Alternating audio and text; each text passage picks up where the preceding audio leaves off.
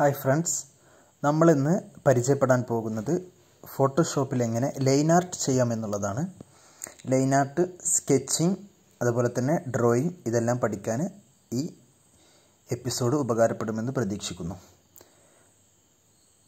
Control O അല്ലെങ്കിൽ ഫയലിൽ പോയി ഓപ്പൺ ചെയ്ത് നമുക്ക് വരക്കാനുള്ള ഇമേജ് കൊണ്ടുവന്നു.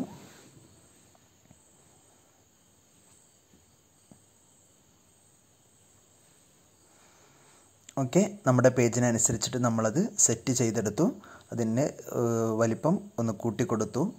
കൺട്രോൾ T ആണ് ട്രാൻസ്ഫോമിന്, അത് സൈസ് ഇൻക്രീസ് ചെയ്യാനും ഡിക്രീസ് ചെയ്യാനും ഉപയോഗിക്കുന്നത്. ഓക്കെ, ലെയർ ബാറിൽ അടിഭാഗത്തായിട്ട് ന്യൂ ലെയറിനുള്ള ഓപ്ഷൻ ഉണ്ട്. അത് ക്ലിക്ക് ചെയ്ത് പുതിയ ലെയർ വന്നു. ശ്രദ്ധിക്കേണ്ട കാര്യം, നമ്മൾ ഈ ചെയ്യുന്ന വർക്ക് പുതിയ ലെയറിലാണ് ചെയ്യേണ്ടത്.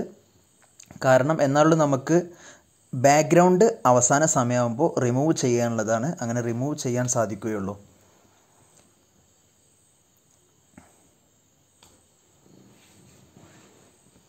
ഓക്കെ, നമ്മൾ എടുത്ത പുതിയ ലെയറിലാണ് വർക്ക് തുടങ്ങുന്നത് എന്ന് ഉറപ്പുവരുത്തുക.